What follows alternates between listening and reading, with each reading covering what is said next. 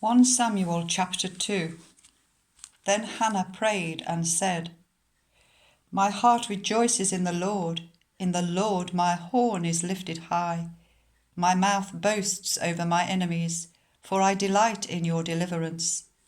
There is no one holy like the Lord. There is no one besides you. There is no rock like our God. Do not keep talking so proudly, or let your mouth speak such arrogance. For the Lord is a God who knows, and by him deeds are weighed. The bows of the warriors are broken, but those who stumbled are armed with strength. Those who were full hire themselves out for food, but those who were hungry are hungry no more.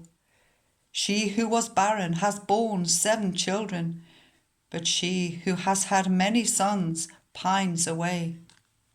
The Lord brings death and makes alive. He brings down to the grave and raises up. The Lord sends poverty and wealth.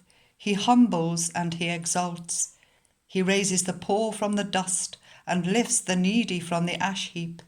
He seats them with princes and makes them inherit a throne of honour. For the foundations of the earth are the Lord's. On them he has set the world. He will guard the feet of his faithful servants, but the wicked will be silenced in the place of darkness. It is not by strength that one prevails. Those who oppose the Lord will be broken. The Most High will thunder from heaven. The Lord will judge the ends of the earth. He will give strength to his king and exalt the horn of his anointed. Then Elkanah went home to Ramah, but the boy ministered before the Lord under Eli the priest. Eli's sons were scoundrels. They had no regard for the Lord. Now it was the practice of the priests that whenever any of the people offered a sacrifice, the priest's servant would come with a 3-pronged fork in his hand whilst the meat was being boiled, and would plunge the fork into the pan or kettle or cauldron or pot. Whatever the fork brought up, the priest would take for himself. This is how they treated all the Israelites who came to Shiloh. But even before the fat was burned, the priest's servants would come and say to the person who was sacrificing, Give the priest some meat to roast. He won't accept boiled meat from you, but only raw.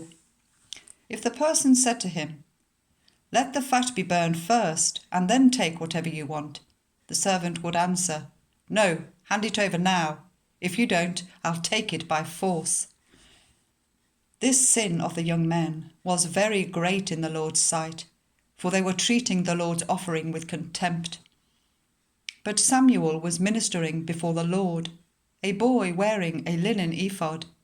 Each year his mother made him a little robe and took it to him when she went up with her husband to offer the annual sacrifice. Eli would bless Elkanah and his wife, saying, May the Lord give you children by this woman, to take the place of the one she prayed for and gave to the Lord. Then they would go home. And the Lord was gracious to Hannah. She gave birth to 3 sons and 2 daughters. Meanwhile the boy Samuel grew up in the presence of the Lord. Now Eli, who was very old, heard about everything his sons were doing to all Israel, and how they slept with the women who served at the entrance to the tent of meeting. So he said to them, Why do you do such things? I hear from all the people about these wicked deeds of yours. No, my sons, the report I hear spreading among the Lord's people is not good.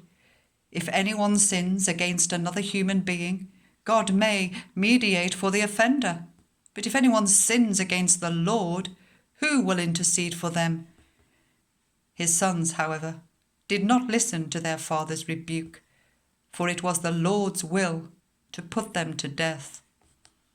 And the boy Samuel continued to grow in stature and in favour with the Lord and with people.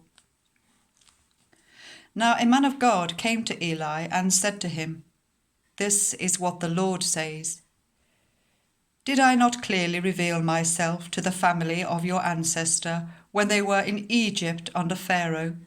I chose your ancestor out of all the tribes of Israel to be my priest, to go up to my altar, to burn incense and to wear an ephod in my presence.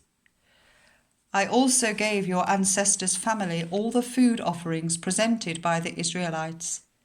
Why do you scorn my sacrifice and offering that I prescribed for my dwelling?